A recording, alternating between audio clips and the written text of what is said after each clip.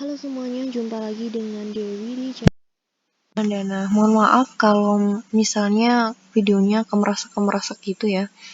Oke, aku akan bahas judulnya di sini itu apa saja tugas lulusan Alhimadya, materi apa yang dipelajari mulai dari semester awal hingga akhir.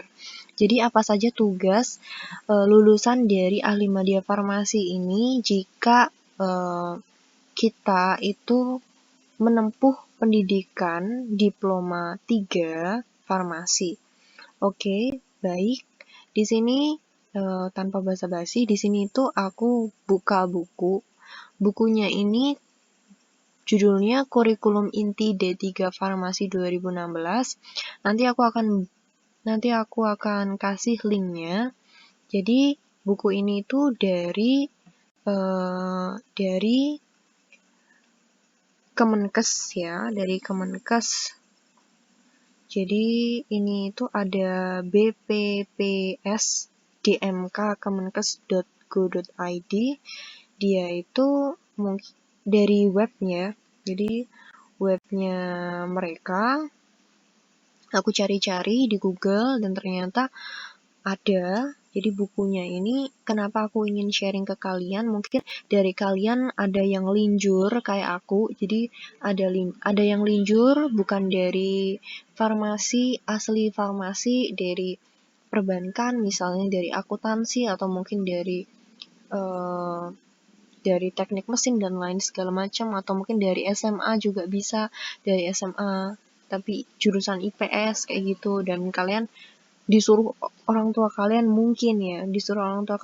atau mungkin kalian suka belajar farmasi, pengen jadi Alhimadya Farmasi kayak gitu, dan kalian kuliah D3 Farmasi itu, dan kalian nggak tahu apa aja nanti kalau kalian lulus misalnya jadi Alhimadya Farmasi, menyandang gelar Alhimadya Farmasi, dan materi-materi apa aja yang dipelajari di D3 Farmasi ini, Diploma 3 Farmasi ini.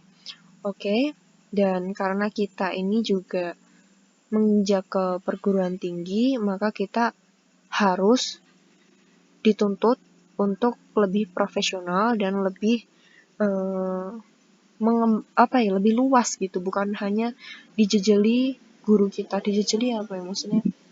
Bukan hanya guru kita aja yang nyari info, tapi kita sendiri juga nyari info dan antusias untuk tahu gitu.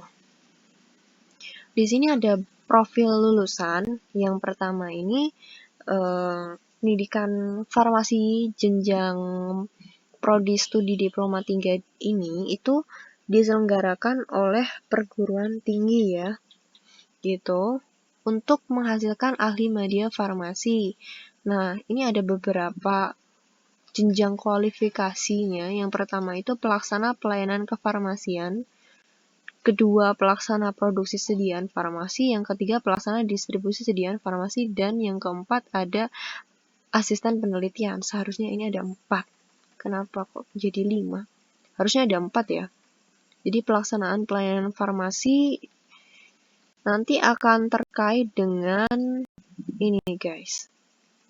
Terkait dengan penerimaan, screening administrasi, penyiapan dan peracikan sediaan farmasi dan pemberian informasi, pelayanan swamedikasi, dan pengelolaan sediaan farmasi, alat kesehatan, bahan medis habis pakai, dan pekerjaan teknis farmasi klinik sesuai dengan etik dan aspek legal yang berlaku. Terus yang kedua ada pelaksana produk sediaan farmasi.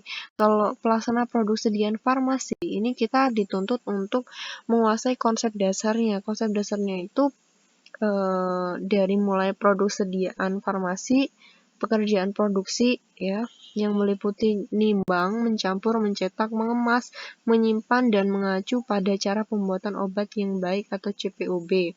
Nah, ini dari pelaksana produksi kesediaan farmasi.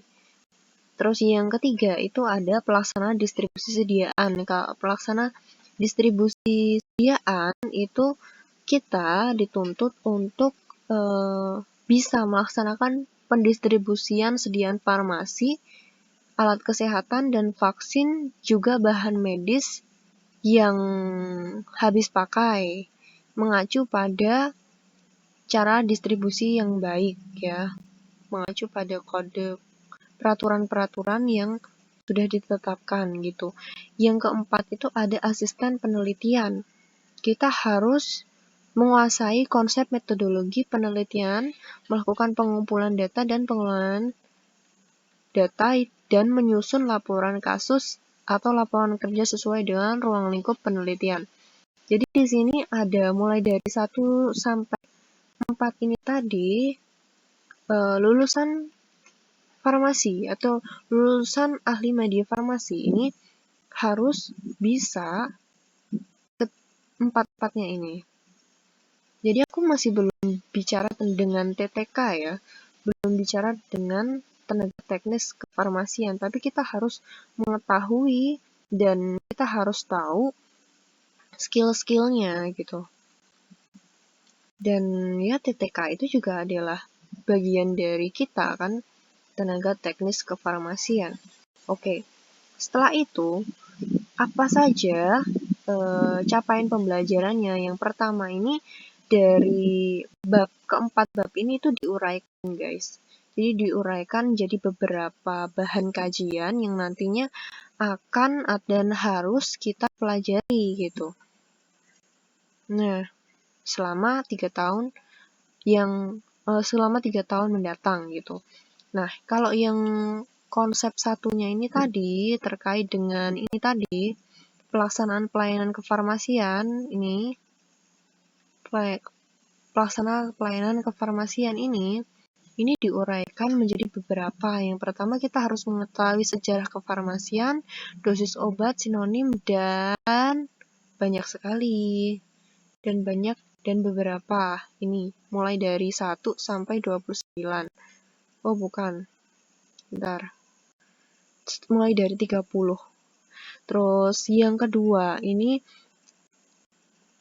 terkait dengan pelaksana produksi sediaan farmasi. Ini ada produksi sediaan farmasi ini adalah kita harus mengetahui CPOB ya, cara pembuatan obat yang baik, dan sampai dengan sediaan farmasi ini. Terus yang ketiga, kita harus dari proses pendistribusian yang baik, kita harus tahu pengelolaan sediaan farmasi, alat kesehatan, vaksin, dan bahan medis habis pakai, perencanaan, pengadaan, penerimaan, penyimpanan, dan pelaporan. Ini sampai dengan 7. Yang keempat, ini terkait dengan penelitian. Kita harus tahu mulai dari pengambilan sampel dan populasi, cara pengumpulan data, instrumen penelitian, analisis data, pedoman penulisan, teknis penulisan, rancangan penelitian, dan sampai 12 ini etik penelitian.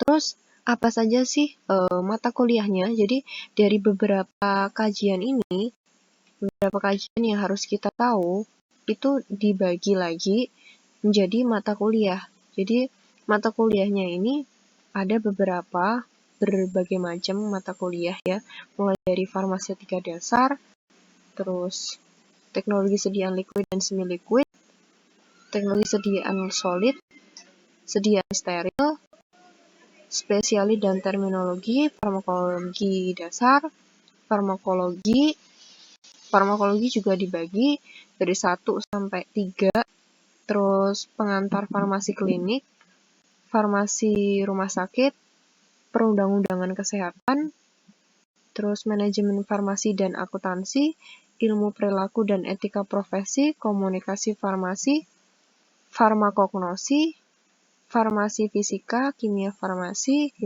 juga dibagi menjadi 2, biokimia, fitokimia, kimia organik, IKM, ilmu kesehatan masyarakat, yang maksudnya ini kesehatan dan keselamatan kerja atau K3, terus ada anatomi fisiologi manusia, biostatik, kimia dasar, terus mikrobiologi dan parasitologi, terus ada metodologi penelitian, pemasaran farmasi, praktik kerja lapangan, atau PKL ya, dan laporan, dan juga tugas akhir. Ini kita harus mengetahui beberapa, jadi ada beberapa subbab atau mata kuliah yang nanti akan diampu oleh beberapa dosen di akademisi dan mungkin di universitas kalian gitu. Ini dari beberapa mata kuliahnya ini tadi diurai dari beberapa subbab ya. Dari farmaseutika dasar itu bahas apa tentang sejarah kefarmasian gitu, mulai farmasi itu apa dan lain segala macam. Terus dari Hippocrates, terus Hygieia, terus kenapa kok lambangnya ada cangkir, ada cawan sama ular gitu, kayak gitu. Terus ketentuan umum Farmakope Indonesia. Jadi ini FI itu Farmakope Indonesia. Untuk kalian yang mungkin nggak tahu, kalian bisa mungkin beli buku Farmakope Indonesia ini. Yang Farmakope Indonesia ini itu ada 1-6 kalau nggak salah, 1-6 edisi yang aku tahu. Mungkin nggak tahu nanti terbit ke-7 edisi, aku nggak tahu ya. Tapi yang aku tahu itu 1-6 gitu. Yang aku pakai tuh Farmakope 3 sama 4. Jadi 3 sama 4 itu cukup. Kalau kalian mau beli yang 5 yang udah nggak apa-apa gitu. Atau mungkin kalian mau beli 1-6, ya bisa jadi gitu. Terus ada pengenalan obat dan lain-lain dibahas di farmaseutika dasar. Terus ini juga dibagi beberapa bobot SKS ya. Jadi di semester itu terangin di sini. Sebentar. Ini beberapa ya. Jadi ada lama studinya itu kan 3-5 tahun, dan semester merupakan satuan proses pembelajaran efektif selama paling sedikit 16 minggu, termasuk ujian tengah semester dan ujian akhir semester 1 tahun ini 2 semester. Nah, beban normal belajar mahasiswa itu ada 8-9 jam per hari atau 48 sampai 54 jam per minggu, setara dengan 18 sampai dengan 20 SKS per semester. Ini kalian bisa kalkulasi sendiri ya. Kayak gitu, dan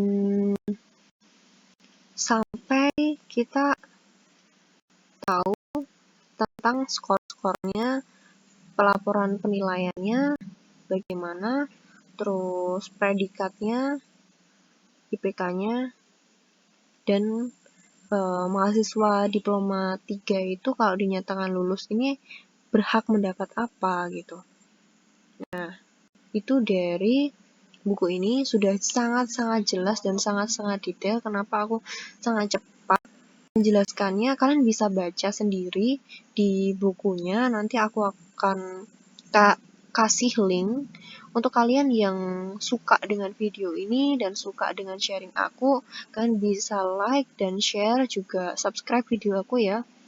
Semoga kita semua bisa sukses bareng-bareng ya, tahu farmasi lebih dalam. Aku pun juga linjur sama kayak kalian, dan aku nggak tahu ini, dan aku baru tahu itu di semester 3. Dan aku akan share ke YouTube mungkin besok tanggal 32